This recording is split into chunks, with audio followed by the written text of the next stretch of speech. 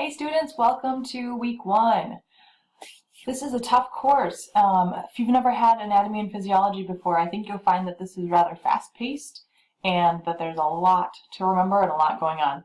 If you have a little bit of background, that might be helpful as well, but just keep in mind that really need some time management on this course. It's just a lot of information, but the cool side is it's really fun information. And even if you are not really that interested in the topic right now, I think you will be by the end, because we're talking about your own body, your own physiology, how you work. So it's pretty interesting to get into the nitty-gritty of this, and I think you'll find that it's pretty cool. So since it's week 1, we should run through a few things. First of all, this is Blackboard. For those of you who are new to Rasmussen, welcome to Rasmussen. For those of you who have been here for a while, you'll notice that the online learning platform has changed quite a bit. So we have a brand new platform and everything is a little bit mixed up and in different spots. But I think it's pretty easy and self-explanatory. But that being said, I'm learning with you. So if I click on the wrong thing, forgive me. I'm still trying to get used to this as well. So let's look around our course page here. On the left-hand side, you'll see the course home that brings you to home, your grades that goes to your grade book, the course messages. That's how I would like to communicate with you. So you'll see messages from me there, and you can also send me a message that through that same link. And then some other tools that we'll get to in a bit. One important thing, for the textbook, you have a textbook right here. It's at the very top of this left-hand panel. I'll show you what that looks like. It's an enormous file. It is a huge PDF. It takes a long time to load. So instead of clicking on that link every single time you need to access the book, what I would recommend you do is download it. So you can hit download at the top. Give it a second. It'll ask me where I want to save it. I can save it to my desktop. That way you don't have to rely on the internet either. So if you're in a spot where you don't have the internet, or you maybe you're kind of out in the country and you don't have the strongest internet connection, downloading that book is going to be a great option for you. But I'll get out of that for now. Let's go back to the course.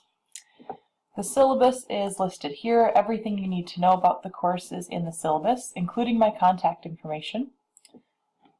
Here we go. So my phone number is here at the top, email here. I would prefer that you do not use this email unless it's an emergency, unless there's some way that you can't get into the course. I would much rather that you email me through the course messages. I'll get back to you much faster that way. Again, you can use this in an emergency situation, but I would rather have you message through the course messages link. All right, let's scroll down to what I know you think is important, the grades. Here it is. When you look at the grades overall, the discussions that are each week add up to about 22% of your grade. The written assignments, which is inclusive of 5 case studies, 1 every other week. So every even-numbered week, you'll turn in a case study that's a written assignment. That's 26% of your grade. As far as exams, you have a midterm and a final. That will be 22% of your grade, roughly. And then the quizzes that are weekly make up 28% of your grade, which is one of the higher percentages. So make sure that you're spending a lot of time studying for those quizzes.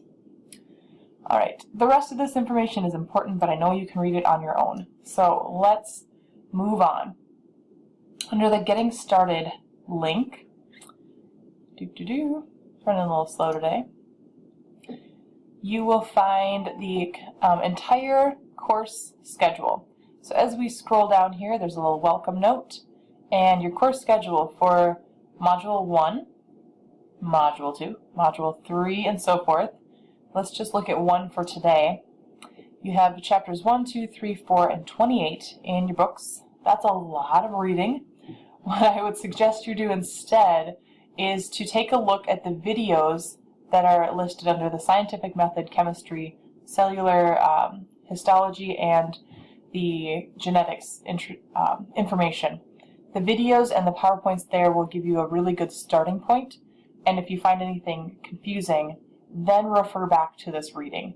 I certainly do not expect you to read every single word out of that chapter, out of those chapters, but it's just good to have in case you need some kind of backup information or you want to look at it a different way. Alright, as far as things that are due, your case study 1 is introduced this week, but it is not due until Module 2. Things you do need to do this week are the Module 1 discussion. You have until today, which is Wednesday, to finish up your first post, and then reply post by Saturday. The Module 1 quiz will be due on Sunday. And since we're talking about due dates, let's find the calendar. Now you'll notice that my calendar will look a little different than yours, because when I click on the calendar at the top, it shows all of my courses, not your courses. So the red color for me, it might be a different color for you, but red for me is the AMP1 course due dates. So you'll see Wednesday is the first discussion. You can click on this. It'll give you a little more information. It says post a substantial initial post. Check your spelling and grammar. You can cancel that. Your reply on Saturday, your quiz on Sunday. Then following that, the due dates will stay the same every single week. Your discussion will be due on Tuesdays, reply on Saturdays, quiz on Sunday. Same thing again. Discussion on Tuesday, the the reply on Saturday, quiz on Sunday. If I scroll down just a little bit more, you'll notice that on even numbered weeks, you have a written assignment due. So the 17th will be your case study. If we go 2 weeks ahead to Module 4, you have another written assignment due. That'll be for Module 4, and you'll have one for 6, 8, 10. I'm sorry, just 10. There's no 12th week. Alright, I hope that makes sense. If you're having any trouble with due dates or you have questions, let me know. Let's go back to our course, because I wanted to run through a couple things with the discussion boards. Hopefully you've already seen this message, and if not, here it is. Under assignments for Module 1, we have a discussion and a quiz. I'm going to click on the discussion. And we scroll down. My post says read these rules. Make sure you do that.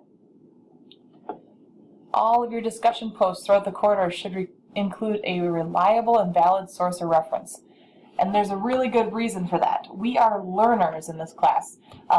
In other courses, you may be asked to give your opinion. For instance, maybe a writing class. You are using an opinion to make a persuasive essay, something like that. In this class, we are learning scientific evidence, and we can't rely on ourselves or our experiences to support those facts. We need to support it with other people's facts and other important, valid people.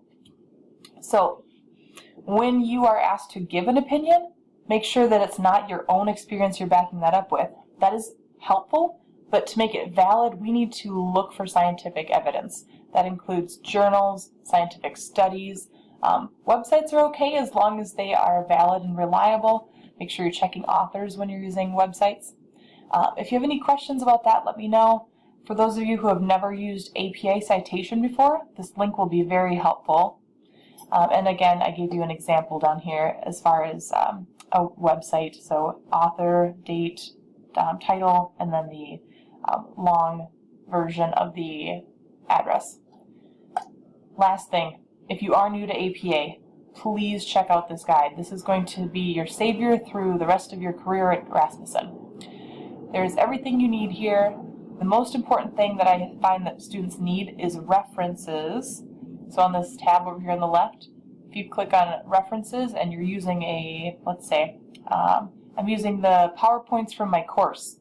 That's a course material. So I'll click on the course materials, scroll down, and you'll see I have a textbook option, a handout option, lecture notes, PowerPoint slides posted in an online course. Oh, that's what I used.